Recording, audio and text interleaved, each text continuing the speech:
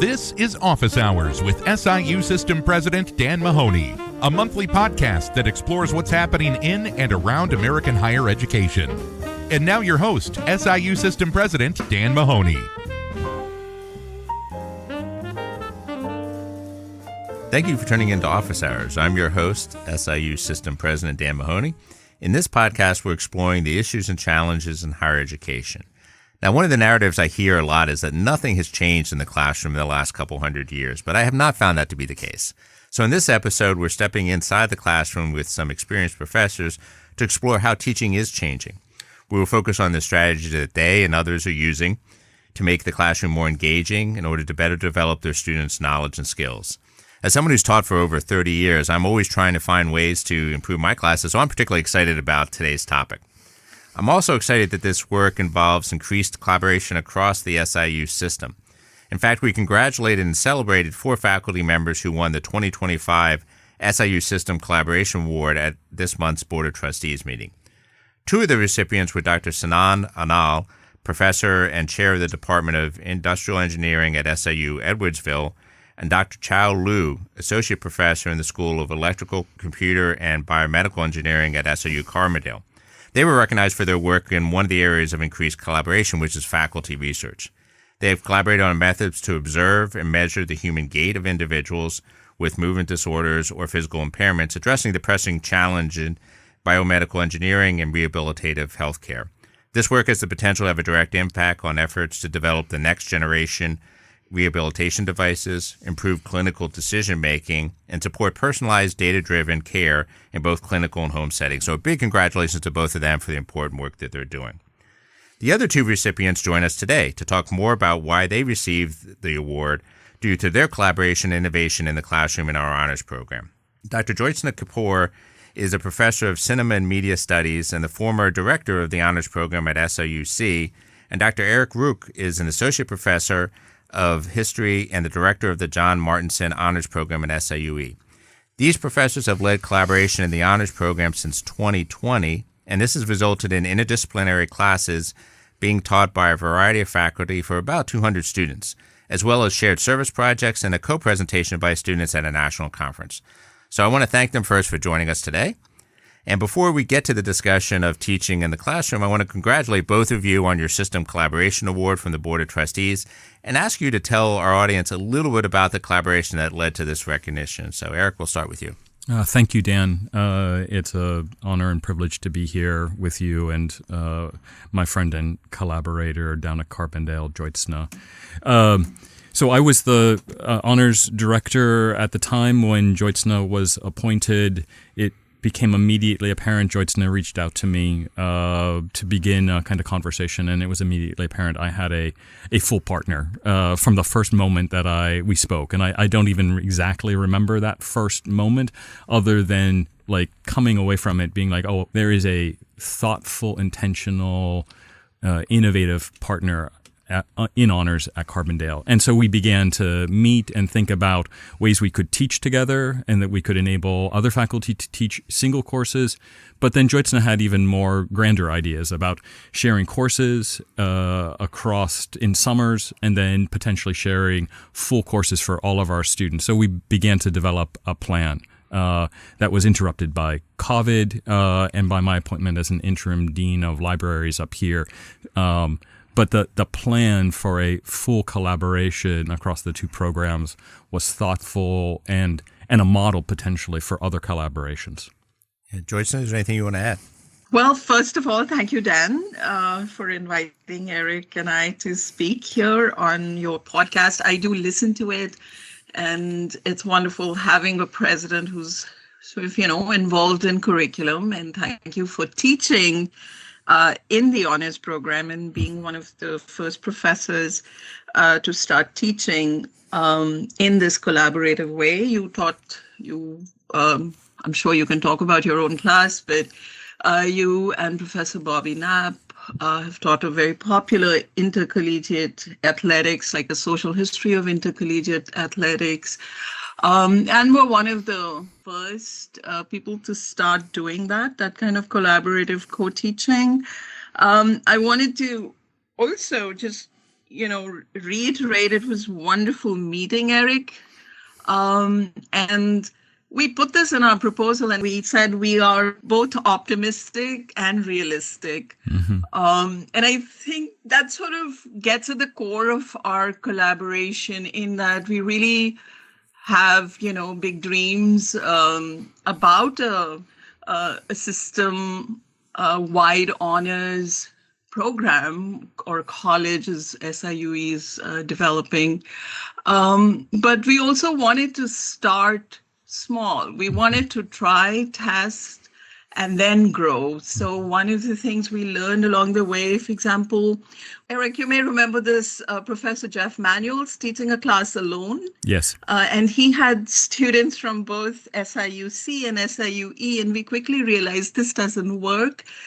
We really have to have two faculty and based in, their different campuses, based on their different campuses to teach. So we learned from that. I've taught 3 times a course with Eric, and it's always new. Each iteration sort of builds on what was previously done. So I think that has served us well. We did, besides curriculum, we also started then to do research together, and we had 2 panels where students and faculty from both campuses presented at the NCHC, which is the National Honors Conference.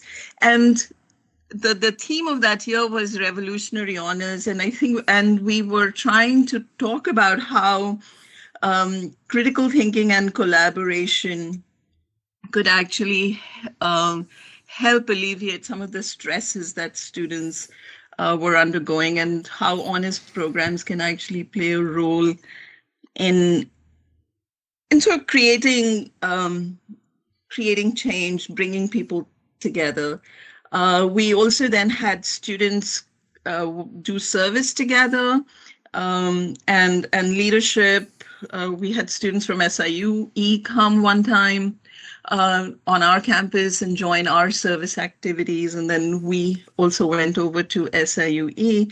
And one of our big achievements from this, the way in which collaboration gets people to do new things, was a student from SIUC, Natalie Eves, and yours is, I know his first name, Aman. I don't know the last name. Aman Pai. Aman what? Aman Pai. Pai, yes. So they're 2 of the 4 students on the NCHC board. And the entire membership of the board is 17 people from, faculty, staff, and so on, from different honors programs and colleges. So I think that's been great. Yeah, it's nice to see them taking on that leadership role. Yeah, thank you very much. Now let's talk about what you've been doing in the classroom in the honors program. And I'll say, while this type of educational experience also exists outside the honors program, I find these programs are often on the front end of changes in teaching strategies. So I'm really interested in hearing your perspective and experiences. When I was an undergraduate, I had a number of classes in a 500-seat classroom, which generally followed the old stage on the stage model with a professor lecturing and students taking notes. I'll admit I did enjoy some of those classes, psychology, Civil War history, with the right professor. Me too. They were particularly good, but that's not the model we're using in the honors program. And can you explain to our audience who may have enjoyed these types of classes what may be the downside of that approach? And Jyotsna, I'll let you start. So I too took those large lecture hall classes and learned from them. And I think it is important, that skill, to learn to listen to someone who's done the work, who's, and to learn from them. So that remains an important skill. I think what has changed now is, especially with our current students, is they're listening to those lectures in podcasts and videos.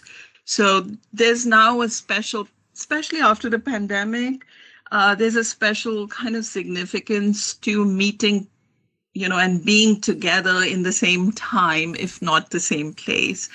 And in that sort of human interaction that happens when people are in the same time, is our students want greater interactivity. They want to participate. And so I think that's where the lecture model, when you're actually sitting together, is kind of failing. So what strategies? I like to think of my colleagues Grant Miller and Lingua Bu from the School of Education, who teach a class in honors called Making Math Fun for Kids. They use this term hands-on, minds-on. So it's for I teach critical theory, cultural politics, etc. So for me, it's how do you work with ideas? How do you objectify them? Like, how do you make them concrete so that you can see them? So we do things like, Eric and I have done things like visualizations, role play, drawing, writing, rewriting. We do something called concept maps. We have students working in groups or pairs. We assign the groups, we make those groups rather than have them choose. I think the big thing is we keep the classes unpredictable. Mm-hmm. One thing I learned from Eric is when you have students leading a class, you meet with them before their presentation. Mm-hmm. I don't know, Eric, are there other things you want to add here? Just on the sage on the stage model and why it no longer exactly works. It's because of a fundamental change in the information and media environment, right? It's a Marshall McLuhan point, right?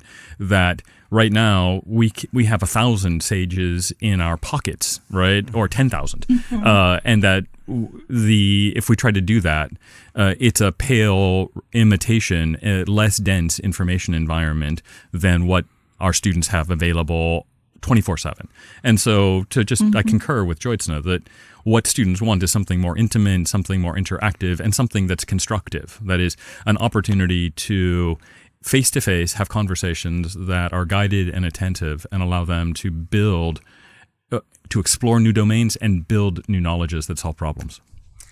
Yeah, and Jyotsna talked about this a little bit, about how you create that more engagement in the classroom. For sure. Anything you want to add, Eric, on that? On that point, I mean, I've learned from watching great faculty like Jyotsna and colleagues on this campus for 25 years, and from watching colleagues who are not so good in my graduate experience, right?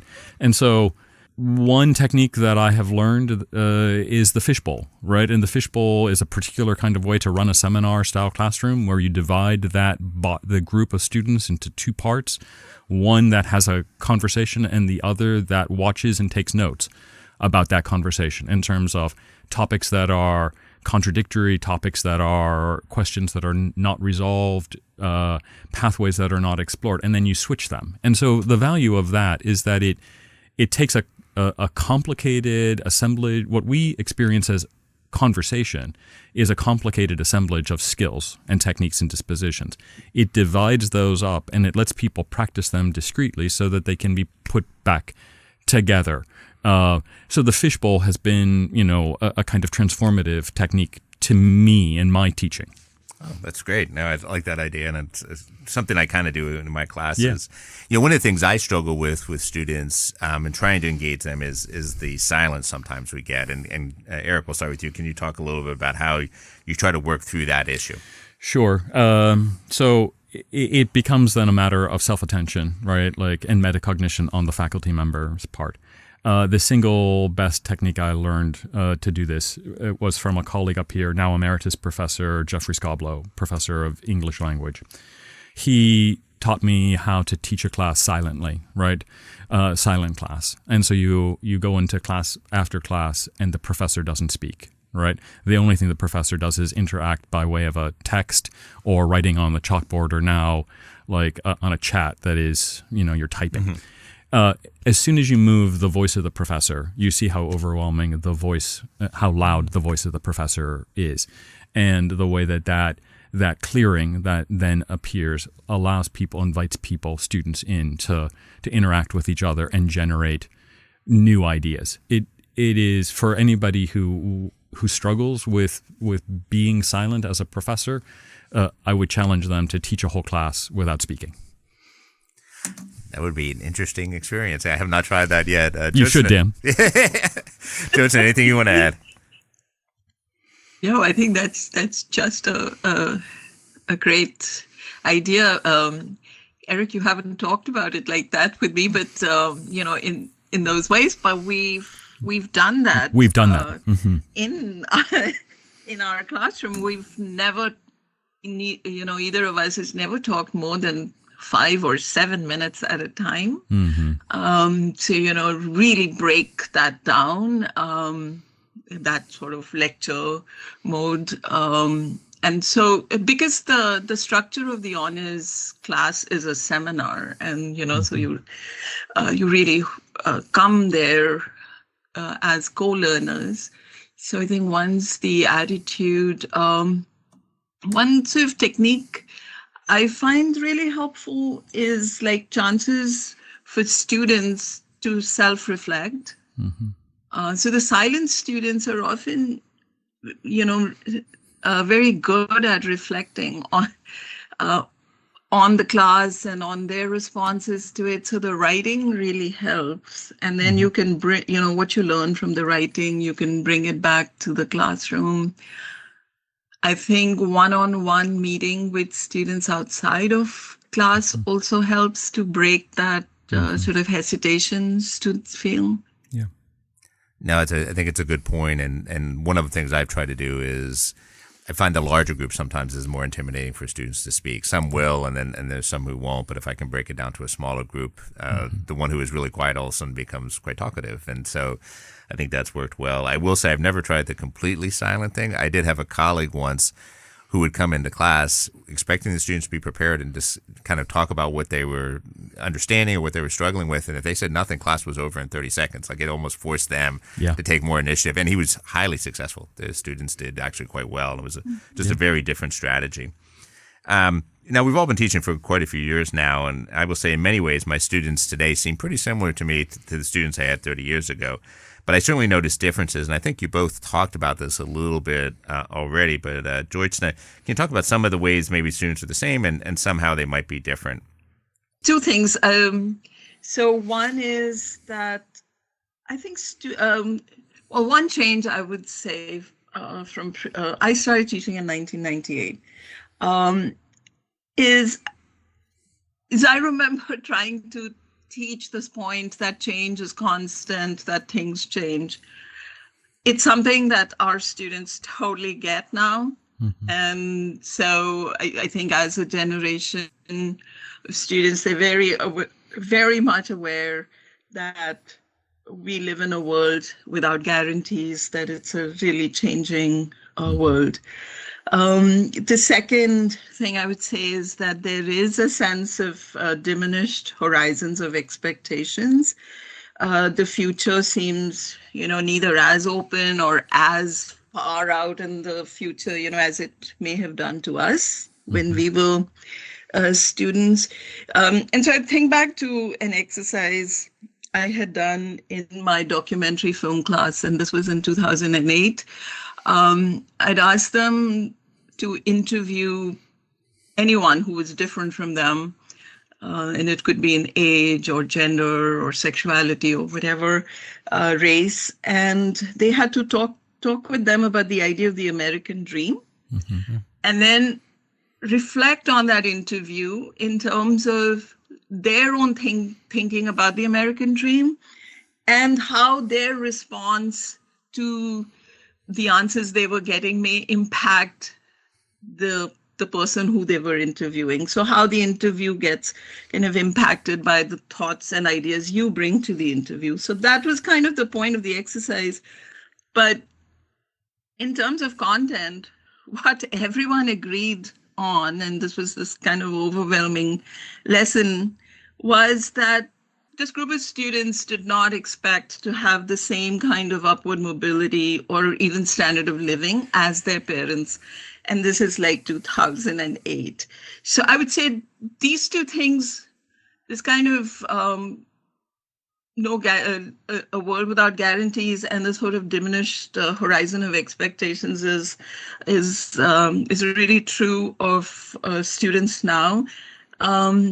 So how does this impact teaching? I think our students are anxious and worried when they're in school. And this is true of all of our students.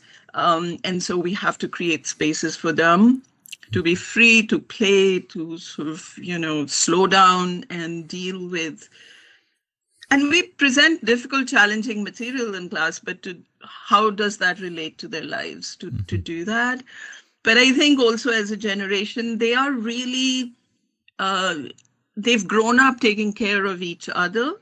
I find them way more supportive, non-competitive than previous groups of students. And so I think they are doing things collaboratively and collectively works very well now. I would just, I concur with much of what Jyotsna said. I would just add a couple additions.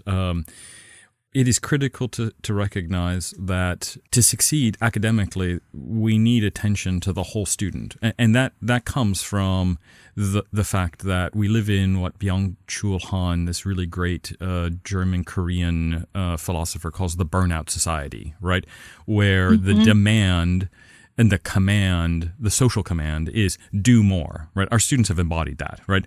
They are overscheduled. They have more and more expectations on themselves, self-imposed, to do more, right? And so that demand to do more, achieve more, solve more problems generates, not surprisingly, it manifests psychologically and physically in a variety of ways. Practices of unwellness, anxiety, being harried, being scattered in a variety of ways.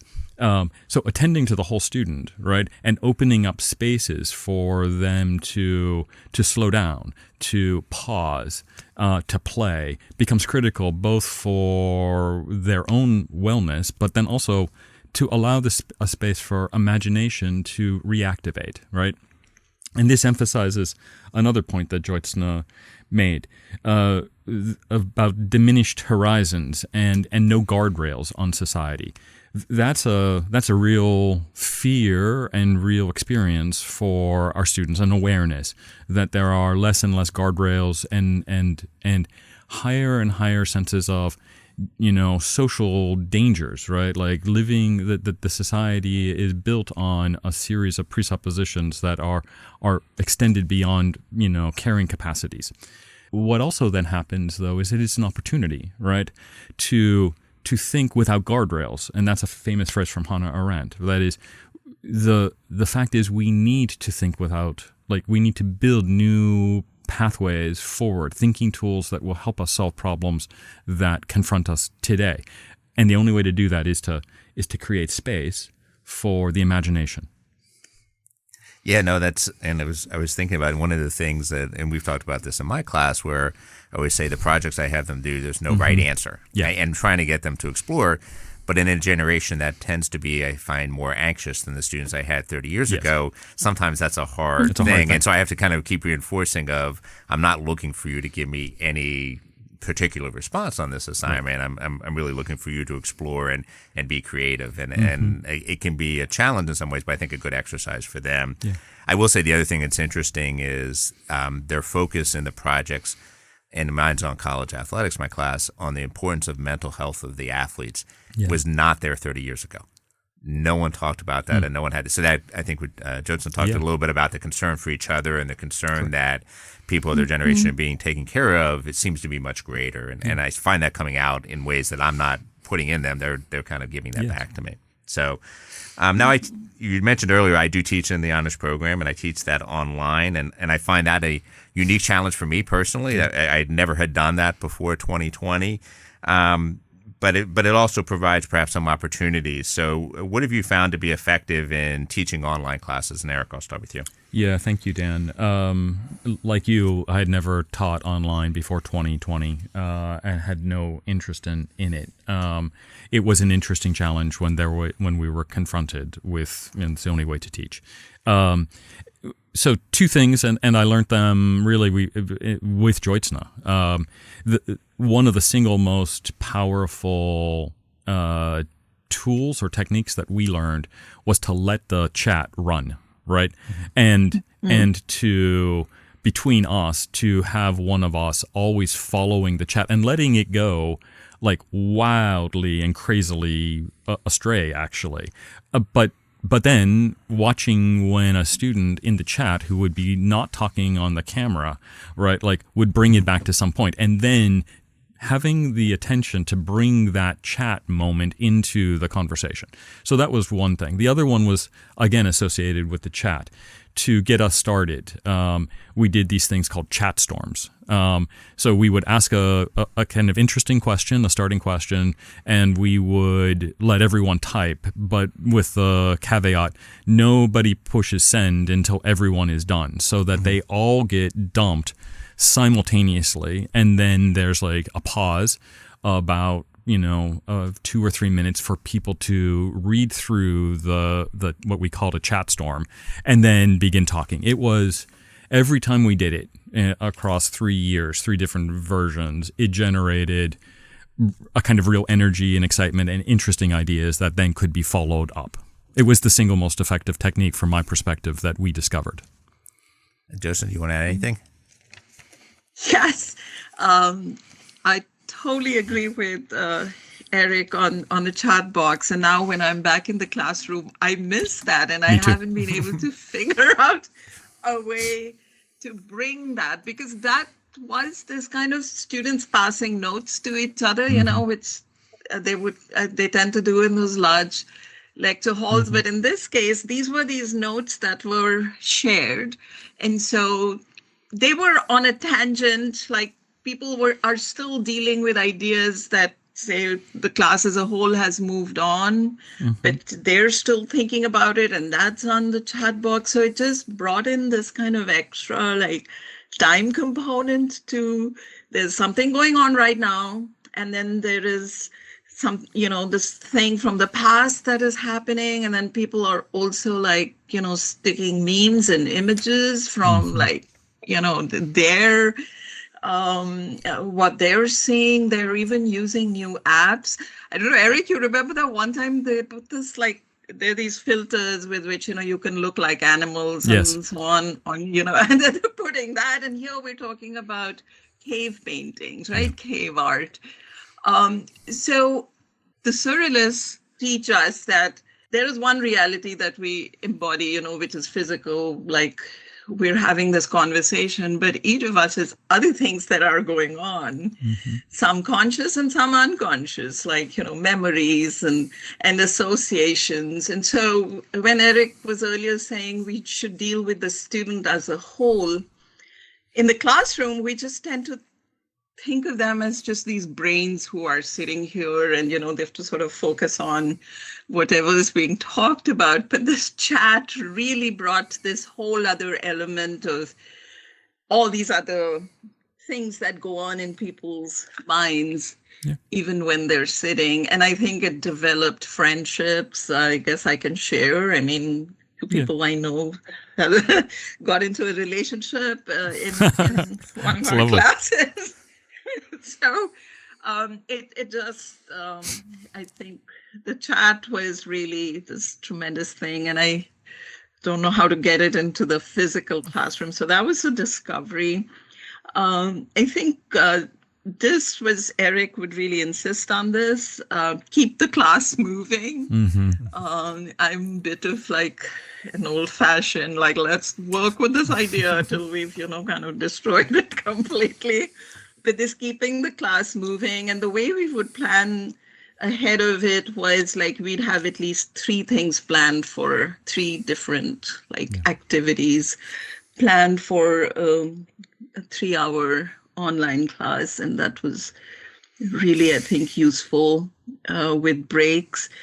I said this before, neither of us talked for more than 5 or 7 minutes at a time. And if a longer kind of introduction or information was necessary, we would record it ahead of time, and the students would see it before coming to class. That was like, for example, my introduction on Indian cinema and aesthetics. Right. So we did that. I think I did something on Arendt or recorded something Yes. on Marcuse or something. Right. So we just did a whole range of like activities together. The other critical thing in Zoom or synchronous online courses is using breakout rooms, right, and whiteboards, right. That again they have a space where we're not present, right. I know that many faculty, or I've often heard that faculty get uncomfortable sometimes with that, but it was critical that they have, again, some space to talk, share ideas, time bound with a task, and that they share back out, right? But simply that kind of interaction, that mobility or fluidity was very powerful in breaking the kind of, and adding some kind of rhythm to the Zoom grid. Mm-hmm.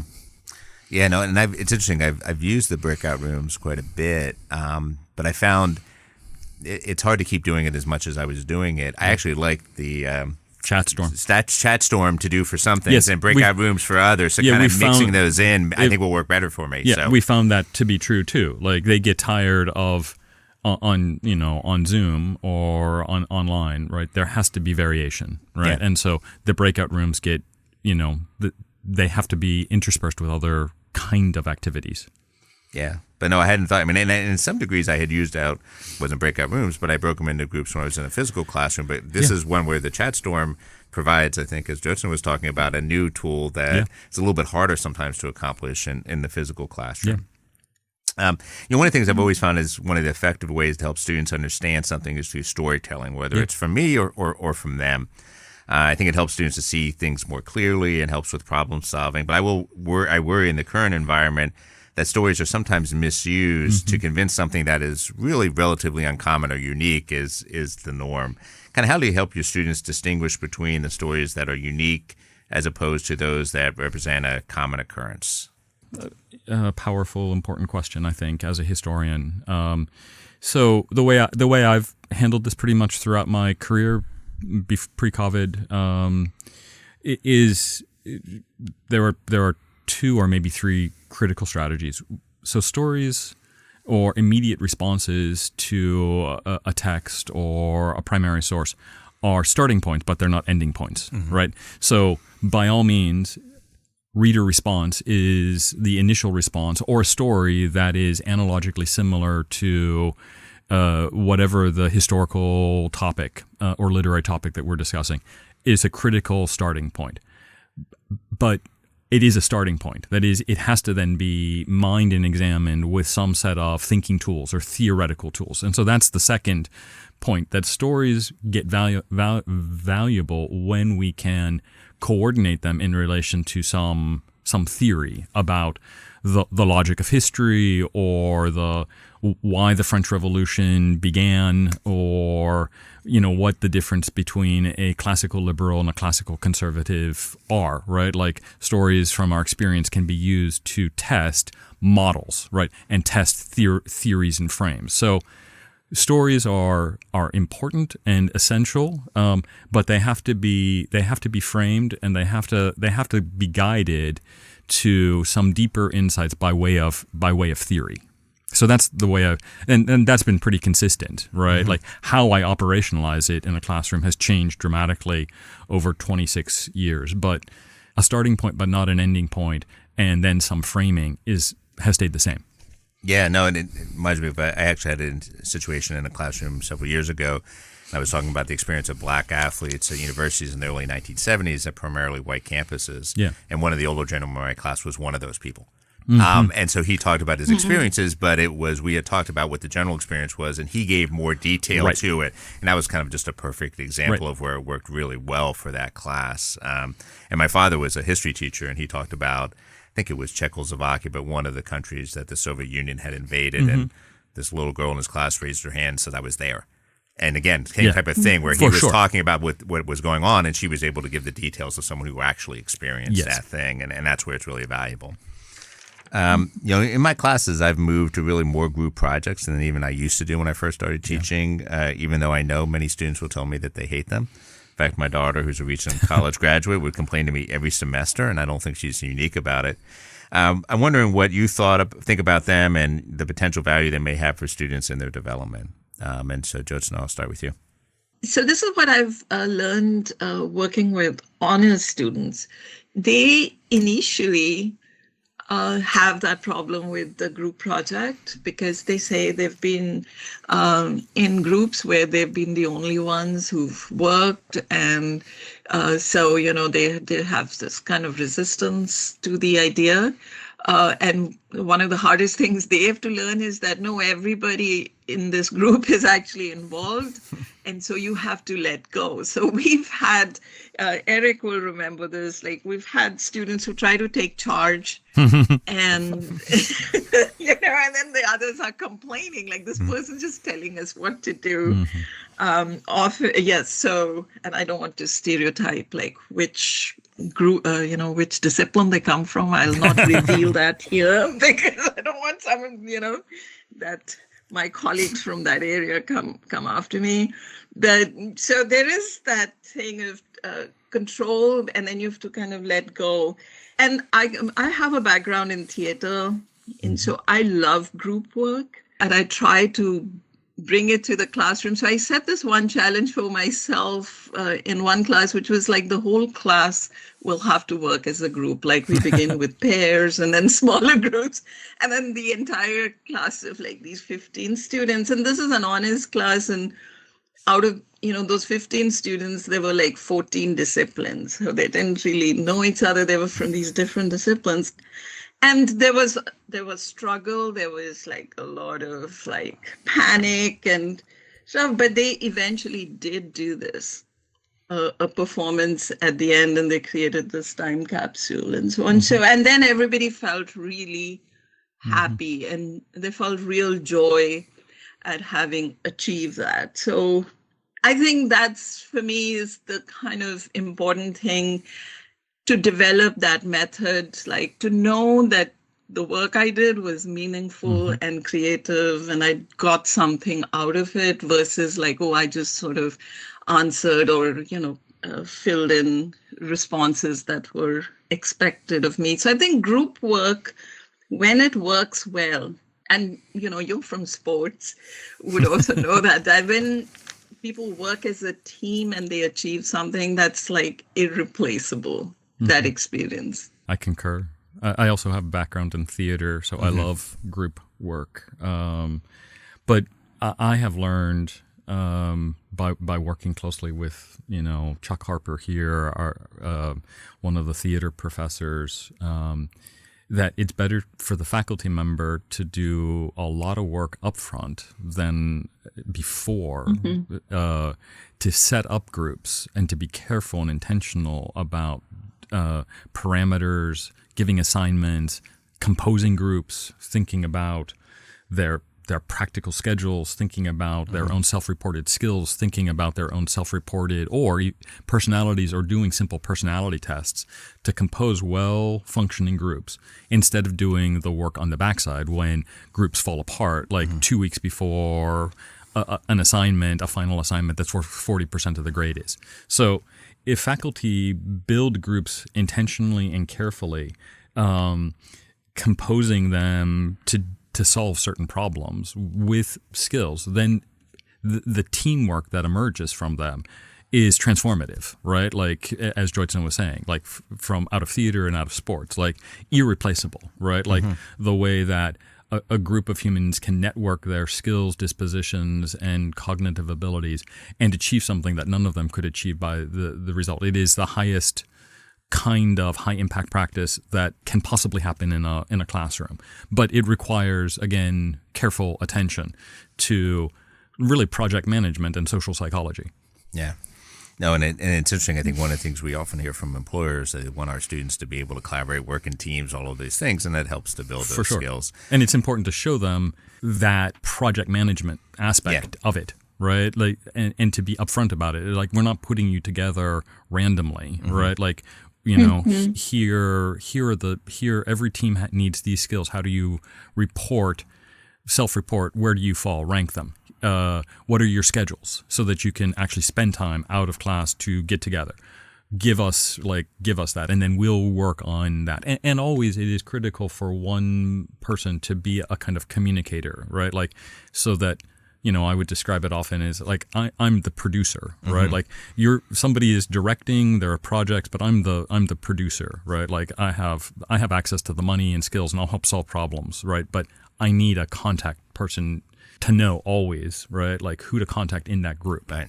I also wanted to say, like, in that kind of project management, you rotate roles, so you rotate responsibilities. So like Eric is talking about the communicator, the person who's going to be, communicating with the faculty member. This is when the group will meet. These are the goals they'll achieve, and so on. So that role shouldn't just fall on one person.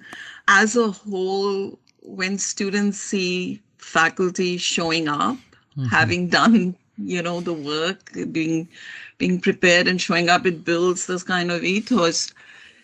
I have to show up, and I have to be here. And I have to show up having done the work.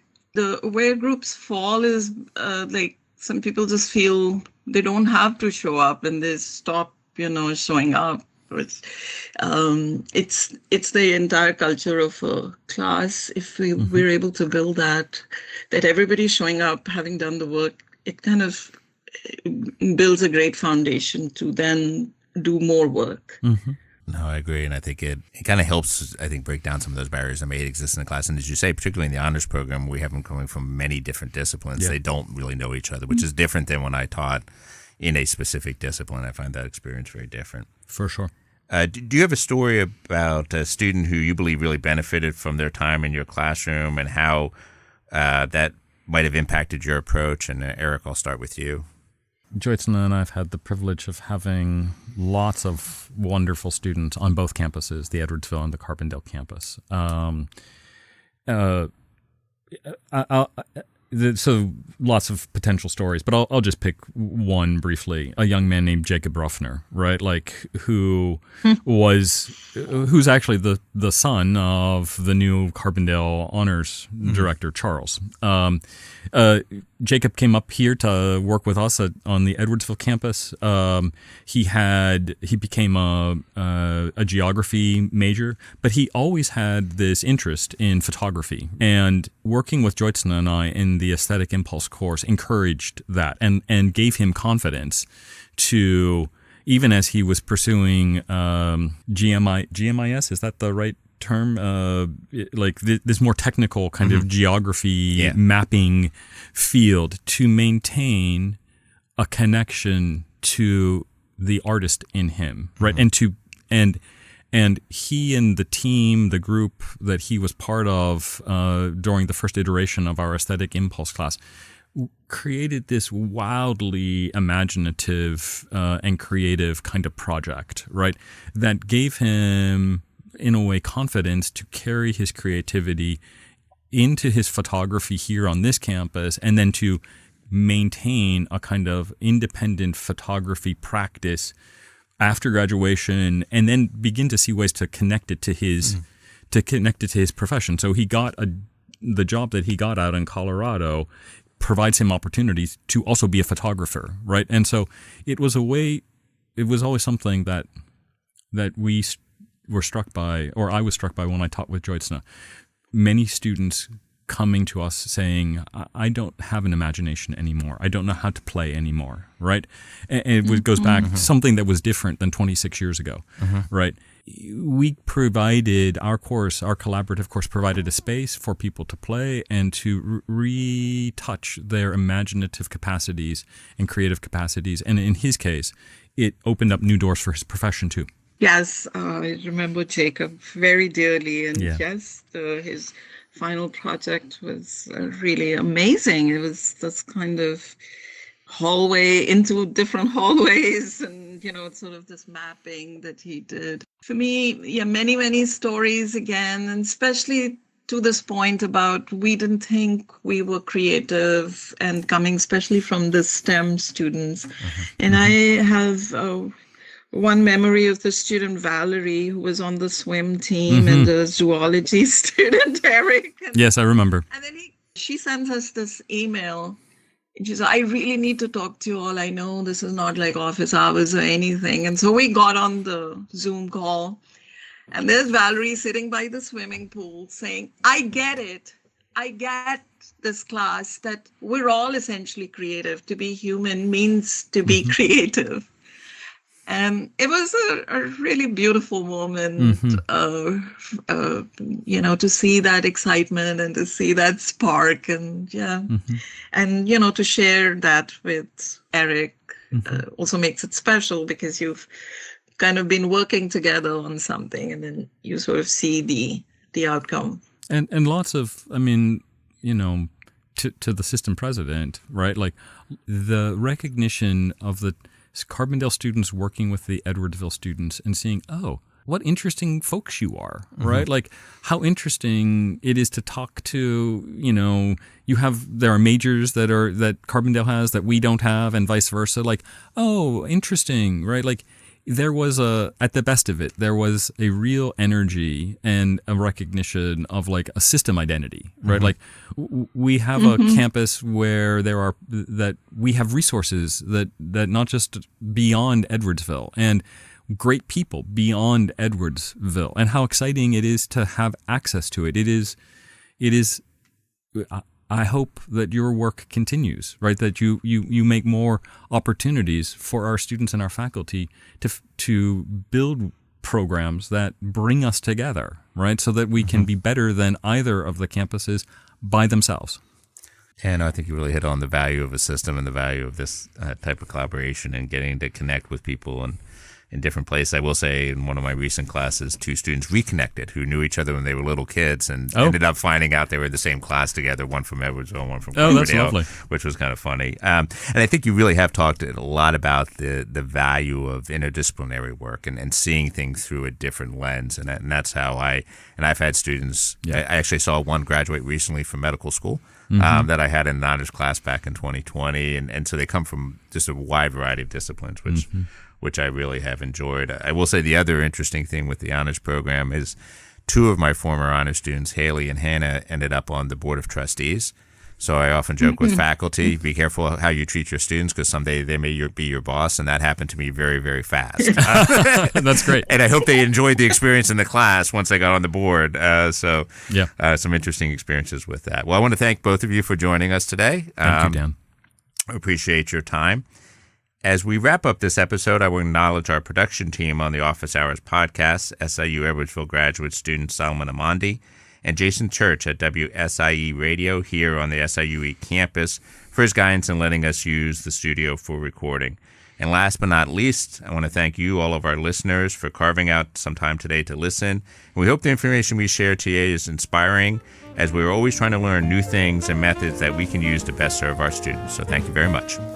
Be sure to join us next time on Office Hours for further conversation with the people who work in and study higher education. Special thanks to Kara Baldus-Merriman and Daniel Merriman for the use of their composition Writer's Block as the Office Hours theme song. And thank you for listening to Office Hours with SIU System President Dan Mahony.